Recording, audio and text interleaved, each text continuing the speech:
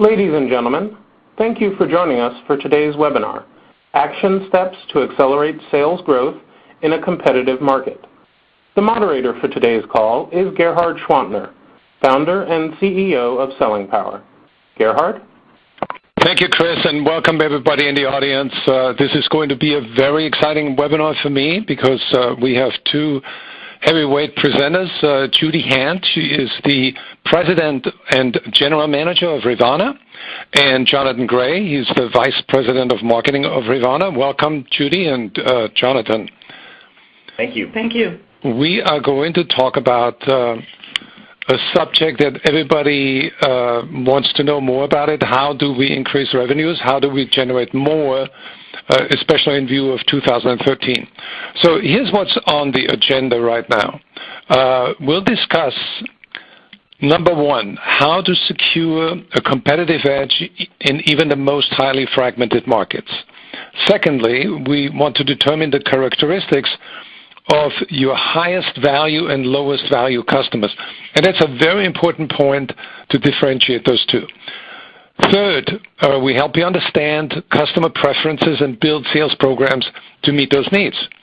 Number four, we'll help you leverage analytics to improve customer retention. And finally, we will create a roadmap to help you achieve revenue growth. Judy, can you walk us through number one? Can you tell us a little bit about what do you see in the market today? Absolutely. Thank you. So if you just look at this slide for a minute, it's pretty self-explanatory.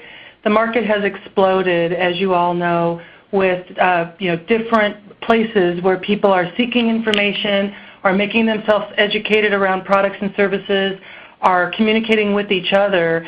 And while the good news there is we have the most transparent, informed, buyer community of all time, the difficult challenge for all of us in sales and marketing is where are the customers that we care the most about?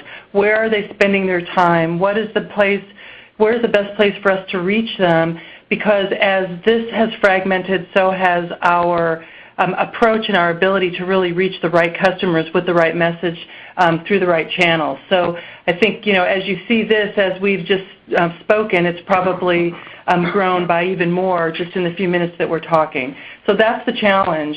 So how do we meet this challenge? And if you see here, we say the very first thing to do is to really determine who your highest value and lowest value customers are.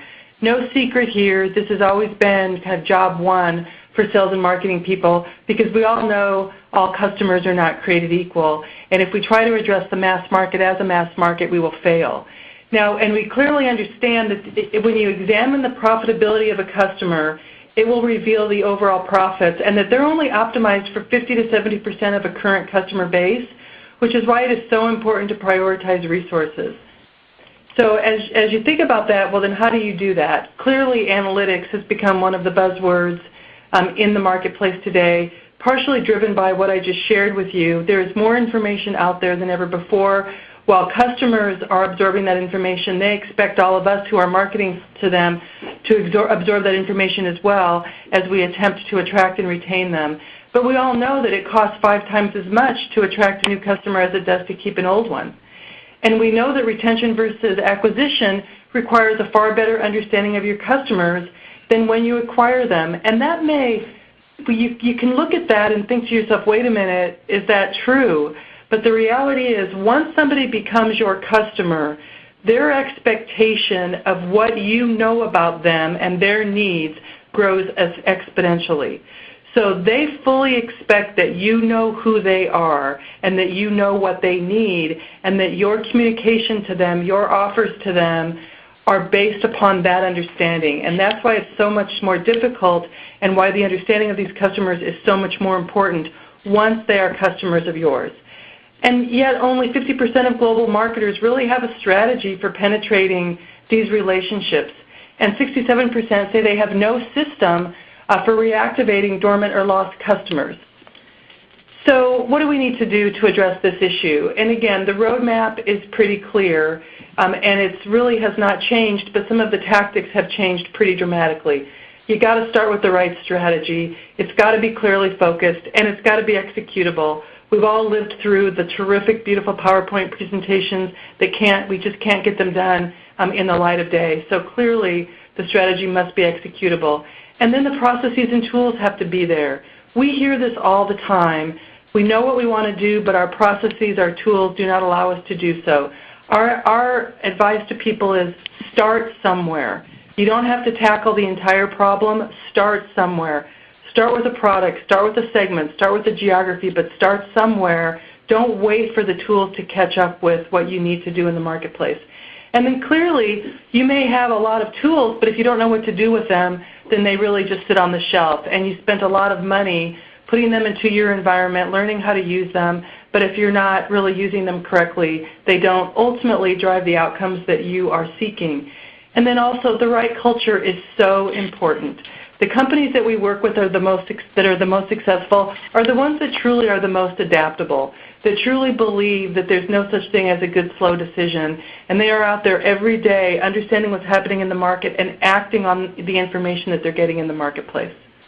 So let's, now I'm going to turn it back over to Gerhard, and he's going to ask for a little bit of interaction here and discuss with you some poll questions that we're going to be asking. All right. Thank you, Judy. That was very, very informative. I'm really fascinated by the culture. And while the audience, why don't we all look at this poll? Which are you most happy with today in your organization? With your strategy, with your process and tools, with your ability to execute, or with your corporate culture? And I don't want to influence anybody, but Judy, I just read recently that Peter Drucker said a long time ago, culture eats strategy for lunch. Do you agree with that?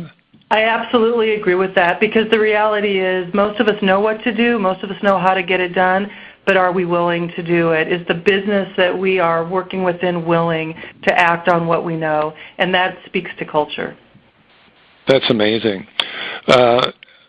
And, you know, culture is something that is really built over a long period of time versus strategy that can be developed in, you know, in one day or maybe a few hours. Absolutely. Absolutely. I mean, sometimes the devil you know is better than the devil that you don't. And so that's part of what we experience as well, as you keep doing what you have always done because you believe that you can predict the results versus trying something new where you might surprise yourself. And the key there is to make sure that you learn quickly, act quickly, and react quickly.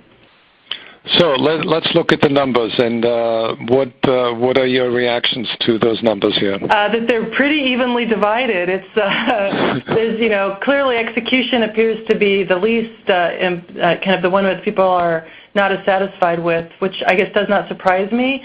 But I am a little bit surprised that strategy is as high as culture, actually. It is pretty amazing, yeah.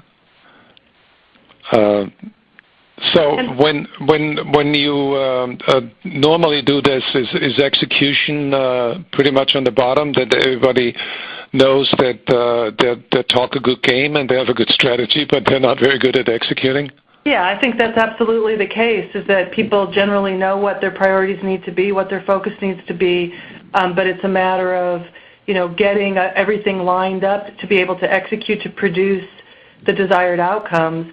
But then that also can ultimately be a result of culture. So, you know, we typically don't see a lot of concern over strategy, but in all honesty, with the market changing as quickly as it is, I can see where people are concerned about there are so many areas in which we could focus on what are the right ones where we're going to truly get the biggest bang for our buck. So this may very well just speak to this very, very dynamic environment that we're all living in. So, Judy, why don't you give us sort of a higher level view on how to think about those four issues before we drill down into something very concrete and action steps? Yeah, let me do that. And so we're going to start kind of at what we described the 100,000-foot level. And my experience has been stories are always the best. And so instead of me just talking to you all about the right strategy, I want to tell you a story about a company that truly executes to the right strategy we're very, very familiar with.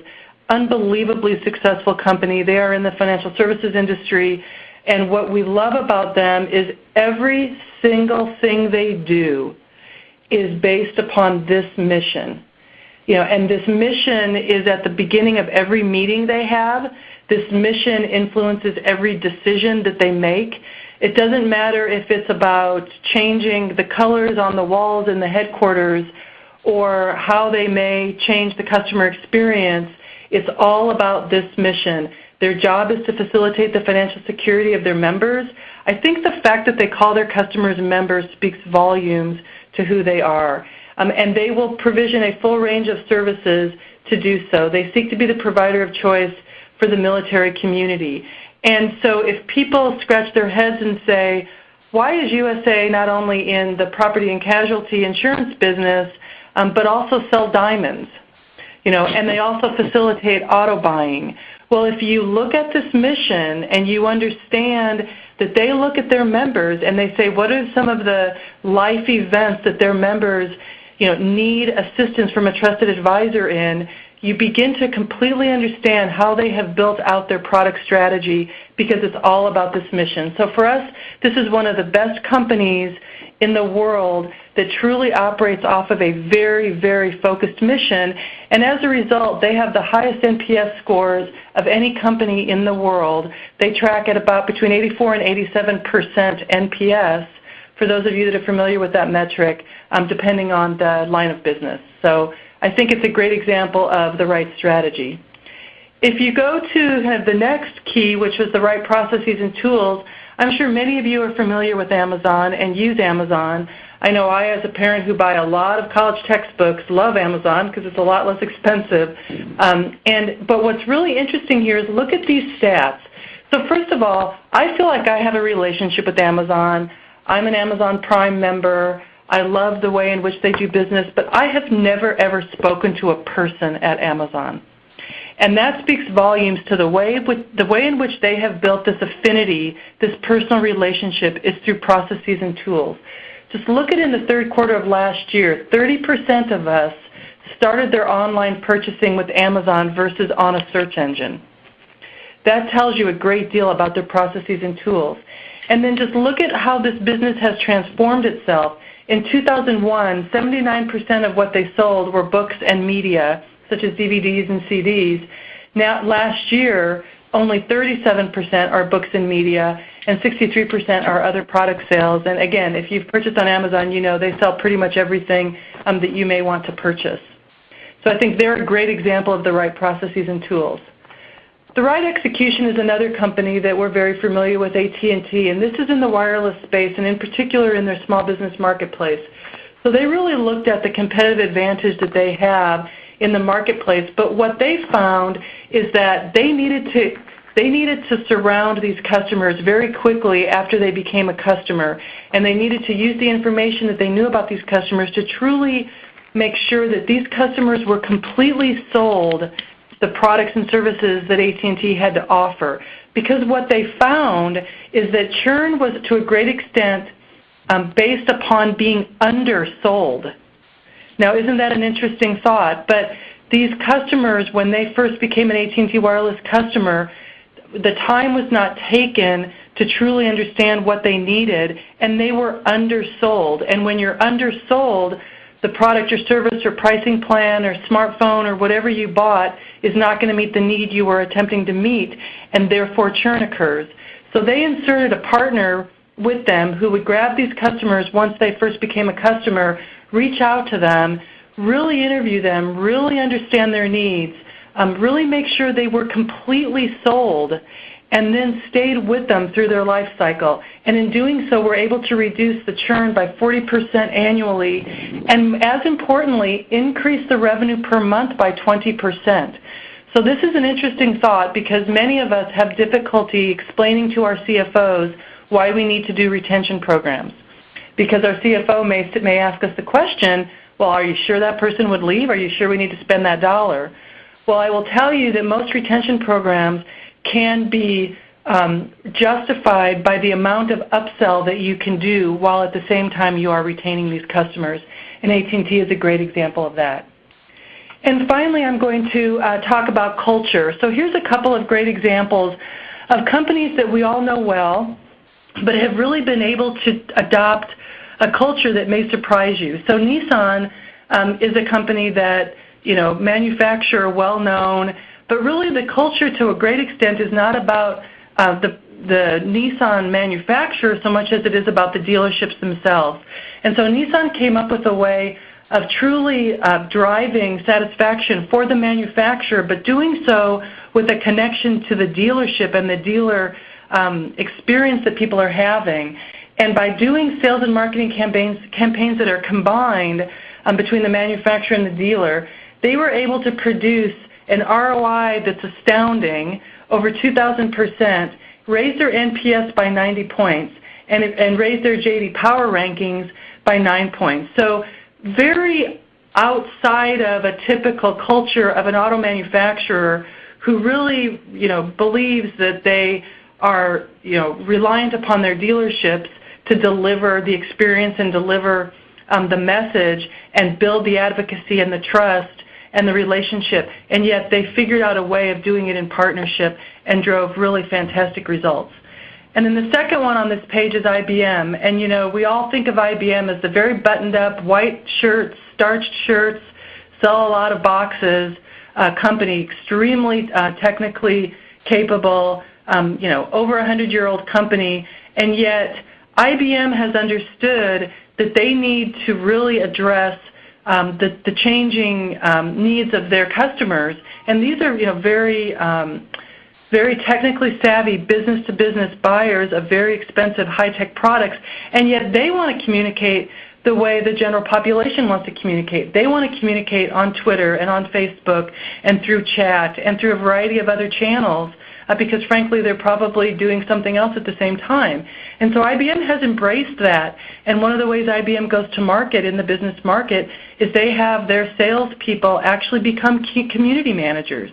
And they manage an online community where these customers are getting up-to-date information and are able to reach the person they have the relationship with in any channel of their choice.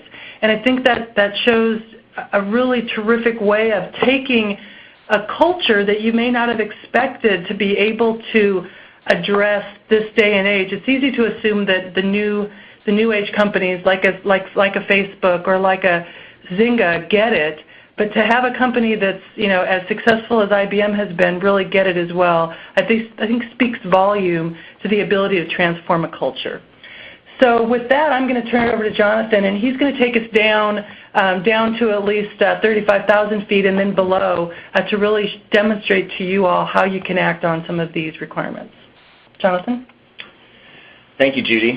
So thank you for giving us that great overview of the market situation and then the right strategy, process, tools, execution, and culture that are so important to being able to accelerate revenue growth.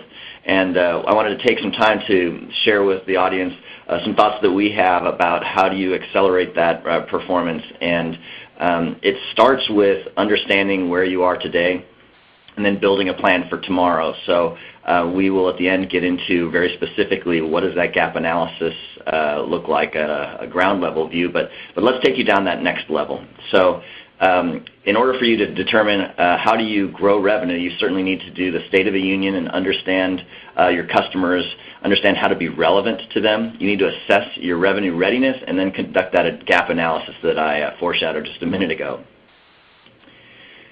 But first, as we get started, as you can see those four main categories, I'll turn this over to Gerhard and lead us through a poll question today. All right. Thank you, Jonathan. And let's jump right in. I'd like to get everybody to answer those four quick questions. What is your biggest challenge today? Is it understanding your revenue state? Is it understanding your customers? Is it assessing your revenue potential, or is it a gap analysis of your existing potential? Those are all very complex questions and not easy to answer, but decide on one of them. Jonathan, while the audience is doing that, and we get about another 20 seconds for that, tell us about when you think about what Judy has said about the different company examples? Can you tell us more about? I'm really intrigued by IBM salespeople managing customer communities. Do a lot of companies do that now? Well, I think from our perspective, they're one of the first to really leverage the social environment in a B2B setting, and that was one of the reasons we wanted to share that as an example, because engaging today's customers is a cultural transformation, and it's something that you have to be committed to at all levels, and is very important for us to do in the relationship stage, right at that moment of truth. So they're focused on customers in such a way as enabling their business-to-business account managers to create communities of their accounts is something we thought was very forward-looking. Certainly something worthy of recognition as a forward-thinking strategy. And I think it's a great example, because too many companies that just make a lot of noise and not enough music. Yes, so true. Because, as you were saying, culture eats strategy for lunch. So you can't just focus on the strategy. You've got to make sure that you're changing the culture if you want the results. Right. It has to be in sync. So let's look at the numbers. What is your response? Gap analysis wins hands down here with 47.8%. Any suggestions or ideas and reasons why that is? Well, I think that's really interesting, and I think what's interesting about that to me is that it means that the folks here truly do understand their revenue generation challenge to a large extent, and certainly are demonstrating a commitment to wanting to resolve it. And so the question is, how do you go about it? And that for different companies have different levels of where they're starting from. And so actually this is really encouraging, because I'm hopeful that what people will hear today will give them some more of the tools that they need to be able to conduct this kind of a gap analysis and get started. Let me reflect on that, because I think this is a very important point, because it's sort of symptomatic of the profession of selling. On one hand, salespeople are always very optimistic, but when you look a little closer, a lot of salespeople underestimate the customer's ability to buy. And I'm going back to Judy's comment about AT&T finding out that it really totally makes sense to protect your customers and reach out to them and have conversations and uncover new potential. So I think what's true for a salesperson who underestimates the customer's ability to buy, it's also true a lot of companies do not have a clear idea of what their true market potential is, because they're all sitting inside and they're looking at their own navels and try to figure out what customers really want and what they're willing to buy, instead of going out and asking them. Well, and Gerhard, that's why we thought of that as an example of leveraging the theory of competitive advantage, because IBM is fantastic at so many things around the products and the services that they do. But when it came down to actually being able to operationalize churn reduction and revenue generation strategy very quickly and scaling it, they realized that was not a core competency of theirs. And so they focused on what they were great at, and from a competitive advantage perspective, they found a partner that was whose focus was that type of a revenue generation strategy and execution and operationalization. So that's how they decided to focus on what they're great at and find a sales expert to help them with the sales strategy and execution. That's fantastic. So walk us through those elements so we can get a little bit more deeper insight on what we should be thinking about in terms of, let's start with the revenue state of the union. Great, thank you, Gerhard. So exactly. So so you realize now that you want to create a revenue acceleration program. So how do you get started? So many of you have already established that you kind of understand your current state. So you've probably gone through these steps in the process. But for those who haven't, you need to assess your current sales performance and its potential, understanding your product and pricing, your position in the marketplace, your market dynamics, understanding the market adoption and potential for the value proposition that you have. Those are all critical things to be able to lay out and document so that you know where you stand today. And then the next step is understanding your customers and enabling relevant engagement with them. So understanding your customers includes a lot of the analytics that Judy described before, where you're understanding your customers, being able to create segmentation strategies for them, understanding who are those that have a propensity to purchase, those that are the highest potential, not only from a single interaction perspective, but from a lifetime value perspective. And then once you understand and have created those different segmentations and understand their behaviors and have some strategies, you need to make sure that your interactions with them are relevant. So you need to hunt for behavior patterns across the different interaction points that you have with them, whether it's online, through a CRM environment and the profiles of the customers, through the products and services that they own, and also their response to interactions that you've had. And that needs to be incorporated into your analysis, so that you can observe the base and set triggers for how you want to interact with them on an ongoing basis, so that you can identify those right customers, identify the right offer and the right treatment or interaction that you want to have, and then engage with them through the channels that they've expressed an interest in. We're all finding that it's almost multi-channel isn't anymore the right word, it's omni-channel, because our customers are not just interacting with us in one channel of preference, but they're going to interact with us across multiple channels. So you need to be able to have the right offer and message available to them in the channels that they choose, but you can also be successful as you identify those that are most likely to engage this particular customer given their segment and their recent behavior. So understand your customers and enable relevant communications with them. And then third, assess your revenue potential. So these 5 steps are part of the key elements in helping to understand your revenue potential. You need to dig into your sales process and understand where it is working well and not working successfully. You need to look at your sales management and the coverage to make sure that you've got the right resources focused on the right opportunities in a cost-effective way. You need to make sure that your data is being managed well and is useful.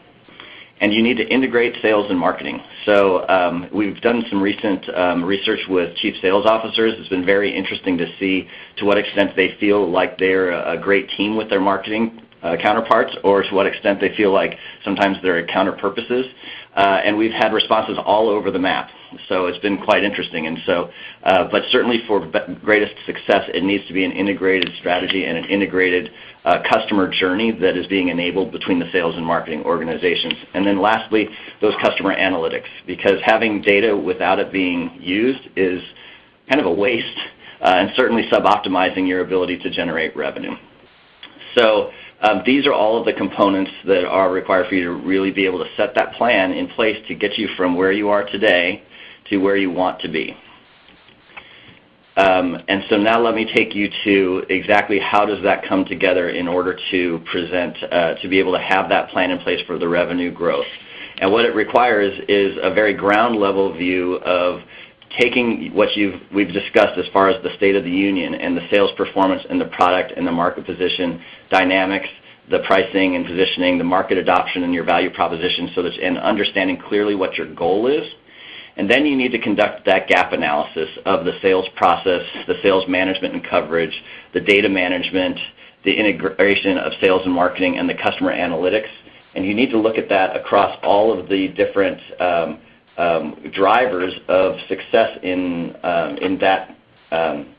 each of those different areas, because it's not enough to just say, okay, I've got a big category, so now I don't need to look any deeper and I'll just give myself a 1 through 5 rating. But do you understand that underneath sales process in that evaluation, you need to look at the sales cadence, you need to look at the lead pipeline and tracking, how are you doing on metrics and quotas for your sales process? How's the communication flow among the sales team members and the support teams? How's your account management process for being able to identify what the plan should be for each individual customer or for customer segments? You need to be able to evaluate yourself and against the potential that you have for each of those different subcomponents of the sales process. And you need to do the same thing in sales management and coverage.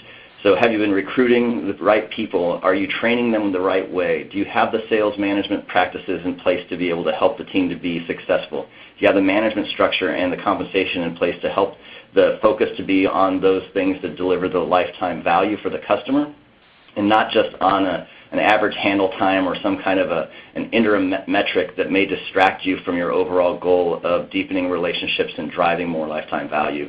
And then certainly performance improvement. Do you have the process in place that helps you to continuously improve? Under data management, you need to evaluate the sources that you have and the accuracy and management of the data. You need to look at the targeting strategies, ensuring that the information is getting to the people who need to use it through the CRM environment and then coming back from them in a consistent way so that it can be leveraged for future analysis.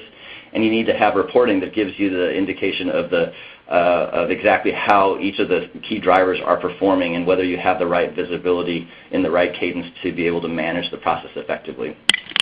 To integrate your sales and marketing teams together, you should evaluate the campaign management, the customer journey plans or touch plans. You need to assess the sales and marketing communications and the measurements and the channels and the segmentation work that's helping you to create the relevant interactions with each customer based on the information that you have, and having that be a seamless and coordinated activity to reinforce the right sales process. And then lastly, the analytics about the customers and your processes. That segmentation needs to be conducted in a way that's going to be useful to the operation and meaningful to the customers. You have to leverage your market intelligence. You have to understand your life cycles of your customers, and then you certainly need to be managing the execution from a sales perspective with analytics that helps you to continuously improve. So as we work with clients, this is the process that we go through in order to evaluate how to get from today to tomorrow. And by going through this type of evaluation, we're able to then establish the plan to get from point A, where we are today, to point B, which is maximizing the potential of these different drivers of an accelerated revenue generation program. And so when you conduct this gap analysis and then you put in place the strategies and the operations that help you to optimize these things, you have a fantastic result. And that result is you maximize the value of each customer while minimizing the cost. And we look at this individual as an example of a chief sales officer who's now realized the result of all of their hard work, which is that they've now been able to not only understand the challenge that they had, but be able to develop the roadmap that helps them to accomplish their results. And, the sales folks are wonderfully motivated by being competitive and wanting to achieve and wanting to deliver results. And this is the depiction of how happy they are once they've accomplished this goal. So just to recap, it all starts at the beginning, though, with those 4 key elements: having the right to be able to build a successful revenue generation program. You have to have the right strategy. Like USAA, where it's clearly focused and it's a part of your mission and it's a part of what you do every day, and it has to be executable. You need those right processes and tools. You need to be partnered with your IT organizations in order to be focused on the right priorities, because their lists can get very long. And if their list is so long that they can't get to the things that you need, then you need to explore alternatives. And you need the right execution. We look at our clients, and a lot of times we will see that they have an outstanding plan and they have all the tools that they need, but you need to be able to put those tools together in a way that is successful. And unfortunately, sometimes they end up managing all the relationships with departments and all their different software and operational things instead of being as focused on their customer strategy and offers. So it's distracting them from their primary mission as far as being a revenue generator. And lastly, that right culture. And Gerhard, we love that quote about Drucker, who said, "Culture eats strategy for lunch," because the culture has to be willing to adapt and execute to what today's customers really want. And today's customers are continuously evolving. And so you need to continue to encourage a culture that's focused on the customers, that is enabling the team members to take risks and try new things in order to achieve the greatest results, because the definition of insanity is doing the same thing and expecting that your results are going to be different, right? So the same should be true for our revenue generation program. So if it's not working today, we encourage you to try something different in order to make sure that you can accomplish your goals. Lastly, why don't I tell you a little bit about Rivanna? So maybe it'll give you some context for why we believe so strongly that revenue generation is So critical to organizations, and the background that we have has given us a unique perspective on being able to understand how do you go from point A to point B. We are a world leader in revenue generation solutions, leveraging a unique technology-enabled platform that we call the Ravana Analytic Multi-Channel Platform. And we help our clients to acquire customers or grow and retain customers, or both, in a way that really maximizes the customer experience and the lifetime value of those customers. We're very proud to have recently won the Stevie Award for the 2012 as the Sales Outsourcing Provider of the Year. We've been in business for many years and have continued to evolve the sales best practices and processes in order to continuously enable our clients to be engaged with their customers through the right channel at the right time with the right offers. So thank you on behalf of Judy and myself for participating in this webinar, and we hope that it's been useful to you in helping you to realize how do you get started on this path and what are the things that are most important for you to focus on as you get started. Gerhard, I'll hand it back to you. Thank you, Jonathan. A lot of questions. Let's start with this one. Execution requires a lot of alignment. There's alignment between the capabilities and the internal capabilities and the external opportunities. There's alignment between strategy and execution, and there's alignment between sales and marketing. Can you explain how to achieve alignment between sales and marketing? So that's a great question, and absolutely alignment internally to the external goals, alignment with processes internally as well.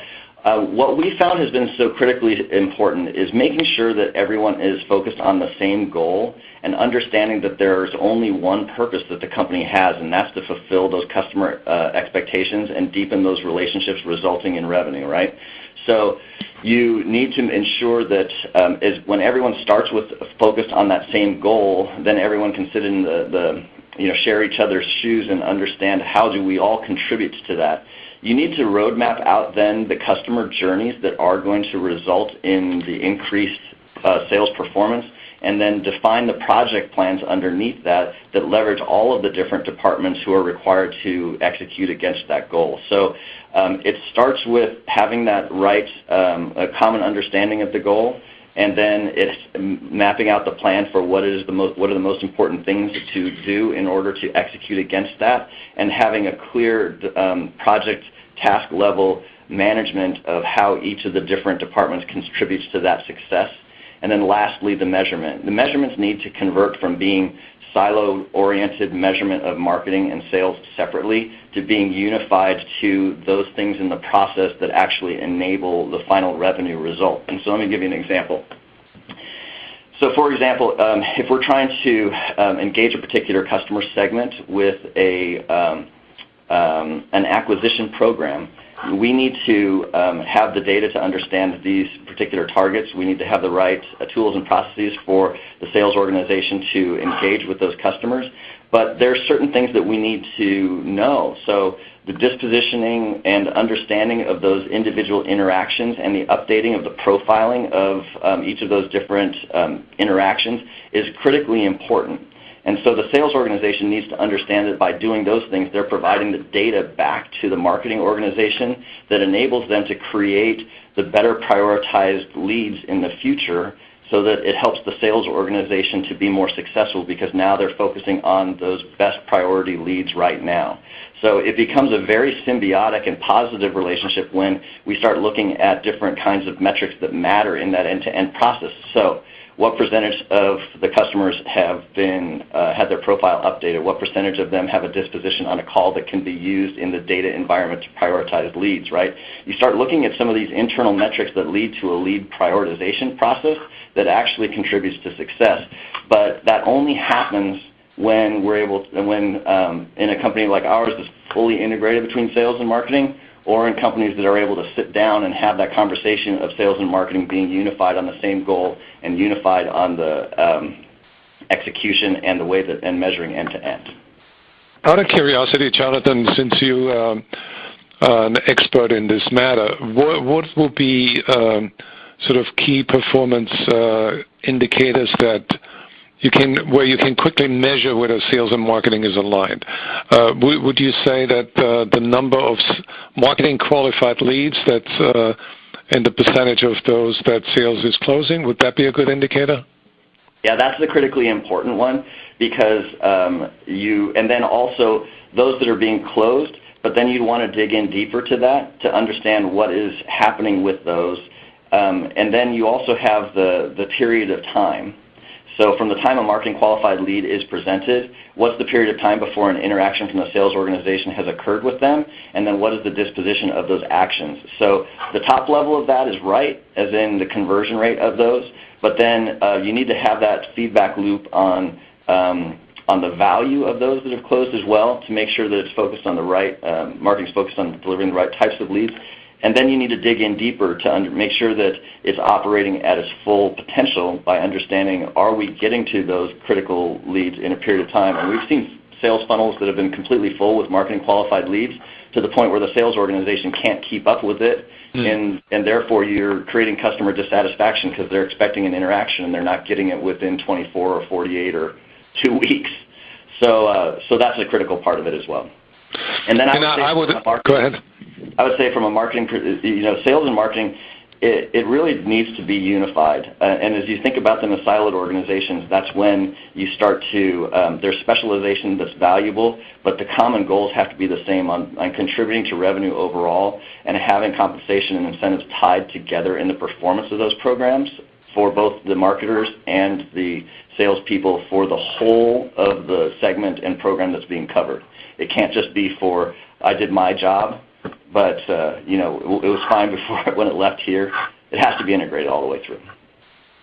Well, and also in many companies, the marketing department is more when you read customer material that salespeople don't use. It's usually written for an academic audience, whereas salespeople want real stories that tell it like it is, like what you told earlier about Nissan. It's a good story where people pay attention and say, hey, there is content, there's ROI, there's metrics, and most companies are not very good with message management. I think that's part of it. I'll also say this, having grown up kind of serving sales organizations as I have for so many years, I've never met a salesperson who did not want to be successful. So each salesperson is trying their best to be able to achieve and exceed their goals. So I've never found it that they don't want to, do the best thing to help drive revenue.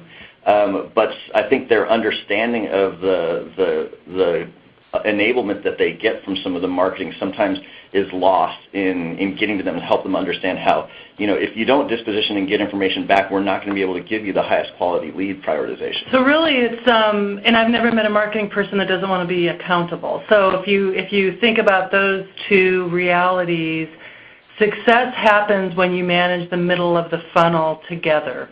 So if you think about every sale is a funnel and the lead comes in at the top of the funnel and your hope is that a purchase or a retained customer comes out the bottom of the funnel. But the way in which you maximize that end result is you're managing the middle successfully. So both sides are understanding how does the top of the funnel drive more qualified, quality prospects. How does the handoff to the salesperson ensure that you're getting to that customer at the right time with the right offer through the right channel and engaging them appropriately to sell the value proposition? And so it's like two groups that need to meet in a common room, which is really the middle of a sales funnel. And honestly, that's our belief, and that's where we've seen success is when you are maximizing performance in the middle of that funnel. Your outcome is just by physics managed and optimized. Yeah, and I totally agree with that, Judy, that I think progress begins when sales and marketing can come up with a common definition of what is a lead. And the next step is what process do we implement in order to enhance each other in the middle of the funnel. But here's another variable, which is how does social media impact all this? How does that change the game?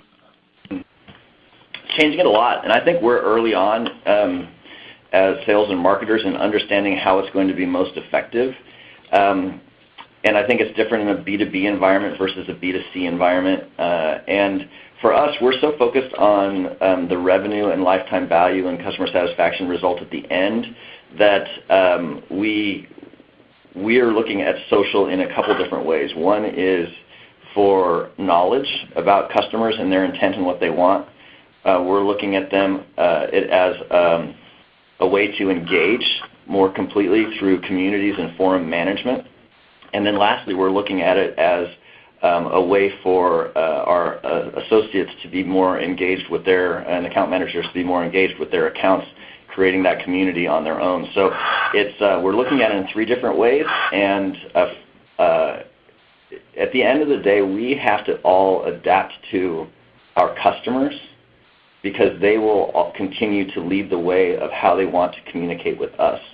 So there's no question that social is going to be a part of the way that we all need to do business with customers going forward.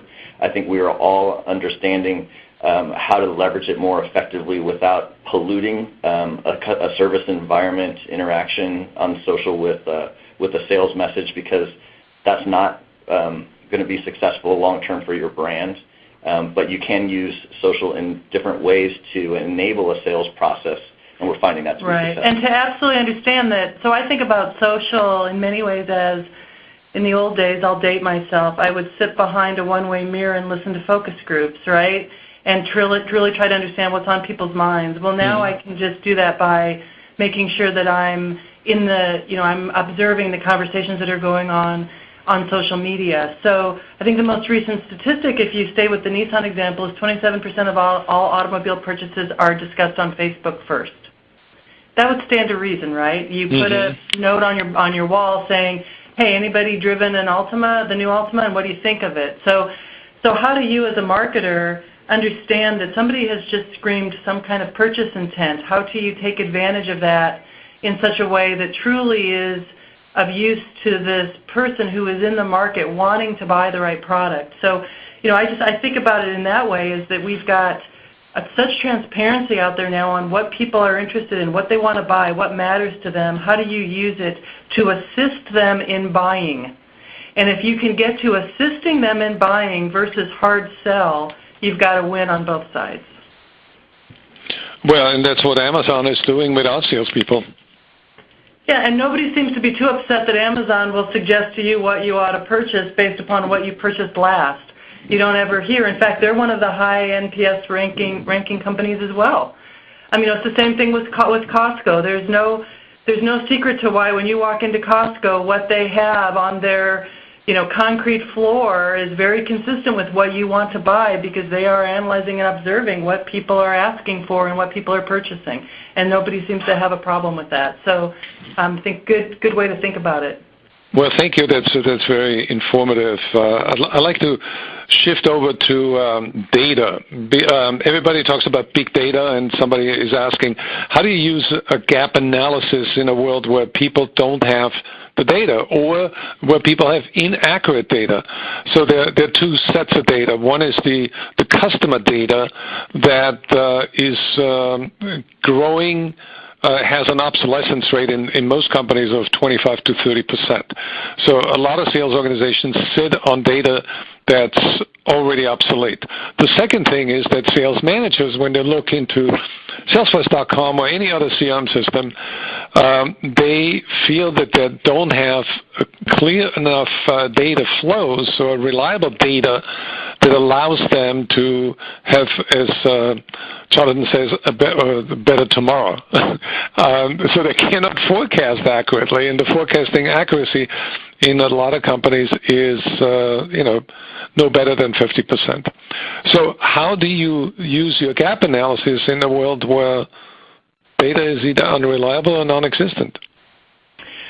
It's a great question, and I think certainly in these highly fragmented markets that we're talking about, we work a lot with clients who are focused on selling into the small business and medium mid-sized business space, and that's an example of where the data can age very quickly for what you might want to, who you might want to engage with. So I think it's a couple things. There's the whole big data concept, which is how do you use that to your advantage, and I think for the most part, as you're starting sales programs, I would encourage you to start very focused and start with a particular mission and then grow from there. I mean, we have clients for whom we start programs and then we test and measure new ones like a sales laboratory that have some scope to them but give you an opportunity to prove out the business model. It gives you an opportunity to prove out the data that's required for you to be successful and build a plan for what inferred interest can you gather from your interactions that become data that you can use. So you want to start as smart as you can and create a clean environment for the data that is good. And then from there you want to use your interactions for test and measurement so that you can have more information on which you can act upon and use for lead prioritization. As far as flows with CRM environments, you need to have a data management strategy and you need to have the right people who can help you to ensure that you are using the right information. And part of it too is that partnership with your sales organization as well, so that they understand how critical it is that the disposition and the information that's coming in is not just clicking off the top disposition in the list, but it's actually being used to provide intelligence so that you can have data, inferred interest data, interaction data that can help you. So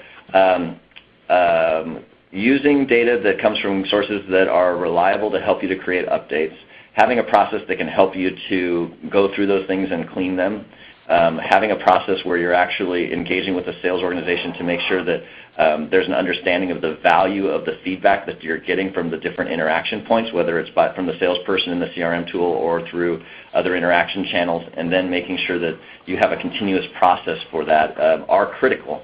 And you're only as good as your data, and you're only as good as your interactions throughout that process. Well, and we advise clients, don't wait until you feel like your data is perfect, because it will never be perfect. I mean, most data has the shelf life of a dairy product, so you've really got to start somewhere. And that's what we encourage our clients to do, is start with a market, a segment, a geography. Let's test this with some part of your marketplace, because if you wait until you feel like the data is ready, the CRM tool is ready, all the tools are deployed, you will have missed the market opportunity. So we really encourage our clients to start somewhere with what might be good enough to build out these sales laboratories, to build out the right process to improve your data. We haven't talked much about process, and a couple of people are interested about what is the right process? So the right process is an outgrowth of the strategy and the analysis and the understanding of your market and understanding of your value proposition, understanding of your customers and how to interact with them and what you're trying to accomplish in their customer journey. So the right process is the one that actually delivers the greatest satisfaction and revenue performance. I mean, fundamentally, but it will look a bit different depending on the customer segment that you're engaging and the behaviors that they show and the channels that you need to use. But inherently, it needs to be as unified and end-to-end as possible. So in many companies, you said earlier that you want to give the customer a lot of choices which channel that they want to connect through with you and with your organization. How do you develop a process for a channel strategy that is not overblown and it's not underutilized? Mm-hmm. So this, I think, gets to the point that Judy was just making about get started and get started leveraging the best practices that are addressing that similar market that you're trying to reach. It's more important to be have your process aligned and potential partners aligned that really get the mission that you're on and the customer group that you're going after, and then so I think that's how you get started. So a great example is chat, right? So many of us, I'm sure on this call, utilize chat services where we go onto a company's website and they have the click to chat, or maybe they have proactive chat where they pop it up based upon where you're at in the process. And the beauty with chat, so first of all, it's shocking how many companies still are not deploying chat because so many people are asking for it. And buyers are choosing companies in certain industries based upon whether they offer chat or not because it's a useful tool for people who are trying to multitask. The beauty of chat is you can test it and you can turn it on and off so that you don't worry about getting blown, the volumes getting blown out the doors against your staffing models, and you can build out what truly appears to be the demand for a new channel like that one, and you can do it very, very carefully. So we've done that with a particular technology company where over time now about half of all of our sales for this company are done via chat, but they started at zero. They weren't even offering chat, and we began to very slowly offer it during periods of the day where we had staffing to support it. So that's a great example of you can start it and test it and understand the take rate, the hand raisers for certain channels, and then you can scale it once you have the data that you need to understand how to scale it. So there are very careful ways of at least introducing digital channels that I think have been very proven and are very successful. That's pretty amazing. So when I'm listening to you guys, I'm very impressed with the depth of the services that you offer. When companies connect with you, what do they usually come with? Are they coming with process problems or culture problems or technology problems or strategy problems? What triggers the need for Rivanna? It's pretty simple, which is they're coming with a sales target that they need to hit, but they don't know how they're going to hit it.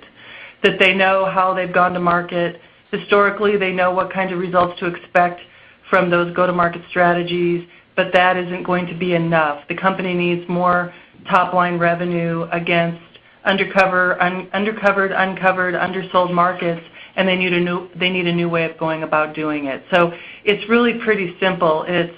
We need more top-line revenue than we have been able to produce using our current strategies. Can you help us?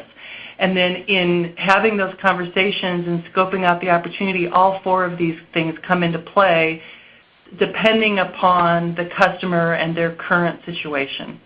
But that's what they come to us for, is they come to us for top-line revenue growth. So you help them find the hidden gold mine.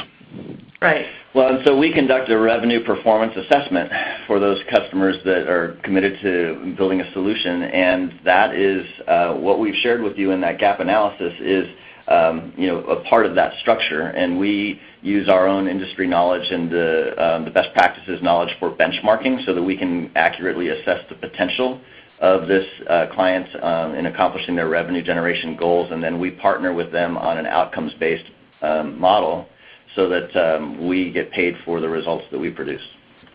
Well, thank you, Jonathan, and thank you, Judy. For anybody who wants to get more information on the company, go to Rivanna.com. A number of people have asked whether we recorded that webinar today, and we have. So the webinar will be, again, available starting tomorrow. So you can go back to sellingpower.com and look for this webinar and share them with all the people in your organization. And Jonathan and Judy, you did a great job. Jonathan, I want you to have the last word. Well, the last word is thank you, and we are your partners in the industry and thinking about revenue generation and how do you accomplish it in a more accelerated fashion, and we stand ready to help you because we know that this is a significant opportunity that exists in the marketplace and a need that's critical in organizations to drive top-line growth.